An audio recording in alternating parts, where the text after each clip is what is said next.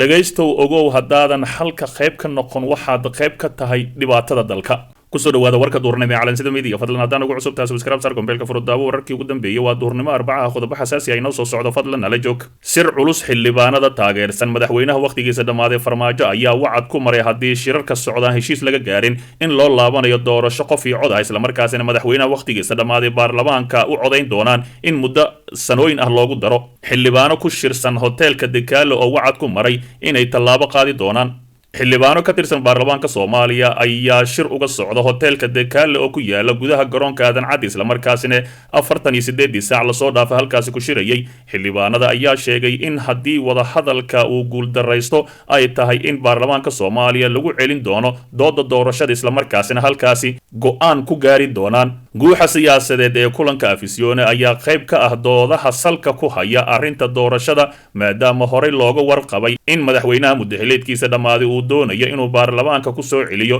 heshiis walba oo la gaaro xildhibaanada ayaa la sheegay inay yihiin kuwa taageersan madaxweynaha waqtigiisa dhammaaday ee maxamed cabdilaahi farmaajo waxaana ay sheegeen inay doonayaan doorasho qof iyo cod ahi inay dalka ka dhacdo iyada ay xusid mudan tahay in iyaga ku dhowda aysan haysan sharciyad maadaama muddaxileedkoodii dastuuriga ah uu dhammaaday sanadkii lasoo dhaafay lama oga tallaabada rasmiga ay damacsan yihiin inay qaadaan balse xogo aan helnay ayaa sheegaysa inay doonayaan in xukuumadda xilgaarsiinta ay waqtiga u kordhiyaan taas oo khilaafka doorashada sii fogeyn karta islamarkaasina ummadda Soomaaliyeed ama siyaasiyiinta Soomaaliyeed sii kala fogaan doonaan waxaa sidoo kale muqdisho ka socda dhaqdhaqaaq ay wadaan madasha badbaado qaran oo lagu abaabulayo xildhibaanada mucaaradka si ay iyagana saameyn ugu yeeshaan arrimaha ay damacsan yihiin xukuumadda xilgaarsiinta iyo xildhibaanada taageersan madaxweynaha waqtigiisa dhammaaday farmaajo si kastaba ha ahaatee baarlamaanka haddii la furo islamarkaasina qorshahaasi ay hor keenaan waxaa hubaal ah in halkaasi fowdo culus ay ka dhici doonto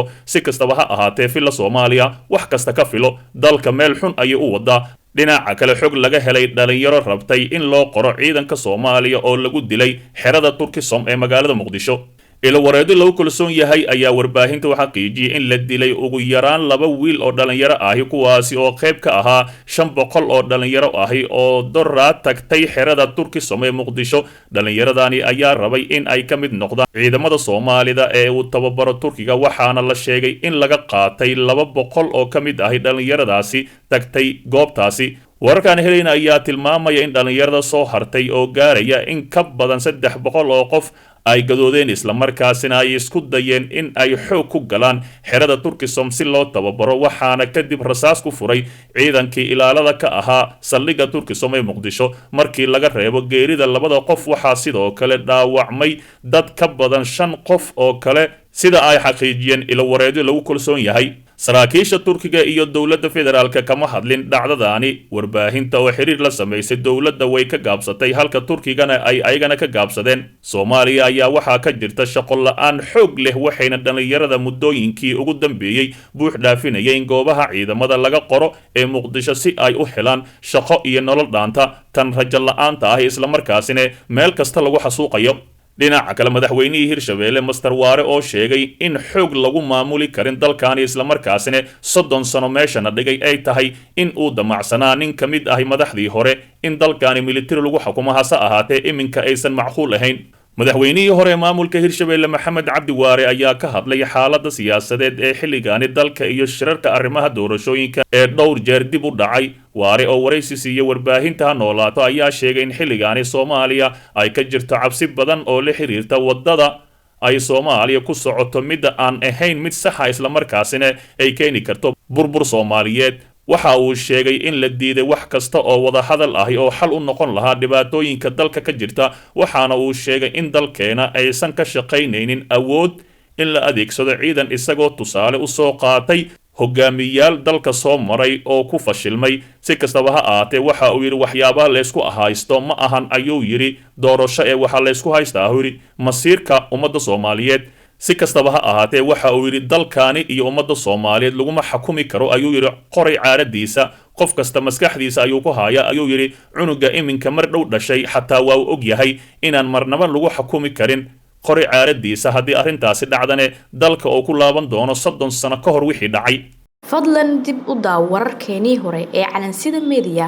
xog xasaasiya madasha badbaado qaran oo shir kale ka dhinac furtay shirka xalane uu fadhiyo madaxweynaha wakhtigiisa dhammaaday ee farmaajo hase ahaatee madasha badbaado qaran waxaa kusoo biiray siyaasiga caanka brofesor cabdi ismaaciil samatar madasha badbaado qaran ayaa shir kale ka dhinac furtay shirka madaxda dowladda federaalk iyo dowlad goboleedyada qaar uga socdo teendhada afisyoone oo ku dhex taala xarunta xalane goobta uu ka furmay shirkani waxaa ka soo muuqday madaxweynayaasha jubbaland iyo puntland madaxweynihii hore ee soomaaliya xasan sheekh maxamuud madaxweynihii hore ee soomaaliya sheekh shariif sheekh axmed gudoomiyaha madasha badbaado qaran cabdi xaanshe cabdulaahi iyo brofesor cabdi ismaaciil samatar waxaana furitaanka hadal kooban ka jeediyey gudoomiyaha aqalka sare cabdi xaanshe cabdulaahi ahna gudoomiyaha madasha badbaado qaran islamarkaasina sheegay inuu dalka u baahan yahay badbaado qaran aanan lagu halayn karin nimankaasi filla soomaaliya iska dhex fafadhiya waxa uu yidhi maanta waxaa inoo furmay shirka koowaad ee madasha badbaado qaran dalkeena dhibaato badan ayaa ka jirta waxaan muddo dheer la isku soo haystay sidii dalka loogu qaban lahaa doorashooyin loo dhan yahay waxaan u baahannahay inaan tashanno oo la heshiiyo oo si dalka looga badbaadiyo dhibaatooyinka ku raagay dalkeena waxaa jira abaaro colaado iyo cudurro haddii dowlad loo dhan yahay aanan dhisan dhibaatooyinkaasi kama baxayno ayuu yidhi cabdi xaanshe cabdulaahi gudoomiyaha oo ay garbihiisa taagnaayeen mas-uuliyiin ay ka mid yihiin madaxweynaha puntland saciid dani madaxweynihii hore soomaaliya sheekh shariif sheekh axmed ayaa sheegay shirkan uu furmay inuu socon doono ilaa heshiis fulintiisa lagu dhaqaaqi karo laga gaaro doorashooyinka dalka ayay madashani u dhalatay waxaana ku rajo weynahay in cid kasta ay dareemi karto dhibaatada dalka ka jirta taas ayaana feker nooga baahan sidii aan uga bixi lahaynay ayuu hadalkiisa ku sii daray gudoomiyaha madasha badbaado qaran cabdi xaanshe cabdulaahi si kastaba ha ahaatee farmaajaha wakhtigiisa dhammaaday iyo dadka asiga u nacamleeya ee garbihiisa fadhiya ayaa waxa ay doonayaan in doorasho boob ay ka qabtaan hase ahaatee beesha caalamka gebi ahaanba way diidan tahay dhinaca kale dowladda federaalk oo gaadiid aan xabadda karin ka dejisay gobolkaasi gedo wararka ka imaaday gobolkaasi gedo ayaa sheegaya in dowladda soomaaliya ka dejisay degmada doolow diyaarada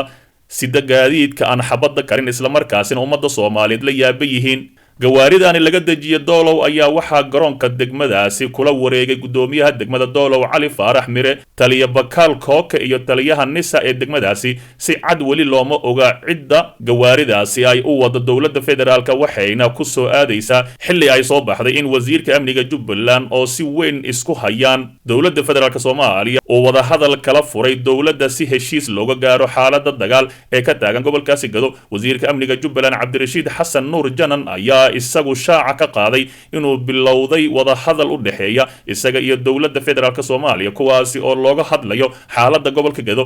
janan oo waraysi siiya b b c da ayaa qiray inuu haatan wadahadal hoose kula jiro dowladda dhexe oo uu horay ula dagaalamay kadib iska hor imaadyo ka dhacay beled xaawo qabyaalada farmaajo ayaa si weyn loola yaabay shala marka uu baxsaday waa dembiilo qaran ilaa hay-adaha caalamiga lagu dacweeyey maanta haddii uu heshiis la gaaro waa wadani waa nabad iyo nolol islamarkaasina taasi waxay ummadda soomaaliya tusinaysaa qabyaalada madaxweynaha wakhtigiisa dhammaaday ee farmaajo jananna waayna adeerkiis wasiirka amniga jubbaland ayaa sidoo kale wadahadalada socda la mid dhigay kuwa magaalada muqdisho ee u dhexeeya dowladda federaalk iyo dowlad goboleedyada isagoona meesha ka saaray inuu jiro wax heshiis ah oo ilaa iyo hadda laga gaaray wadahadalada u socda isaga iyo dowladda federaalk ee soomaaliya dhinaca kale wasiirka difaaca dalkaasi talyaaniga oo soo gaaray magaalada muqdisho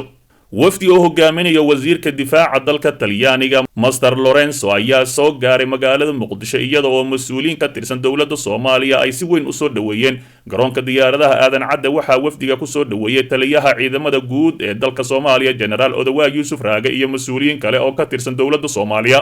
wasiirka difaaca dalka talyaaniga master lorenzo ayaa waxaa la filayaa inuu magaalada muqdisho kula kulmo mas-uuliyiin ka tirsan dowladda soomaaliya isaga oo kala hadli doono arrimaha la xiriira tayeenta ciidamada qaranka hase ahaatee ummadda soomaaliyeed ayaa waxaa inta badan ka dhowr sugayaan shirarka ka kala socda magaalada muqdisho soomaalida hadday heshii waayaan waxaa hubaal ahi in noola talinayo taasina waxaa sababteeda iska leh madaxweynaha wakhtigiisa dhammaaday ee ku dheggan ilaa iminka kursiga sida la arkayana mar kasta gobolkaasi gado kusii daldalaya gawaari ciidan halka shacabkaasi gado ku noolna ay baahi iyo haraad u dhimanayaan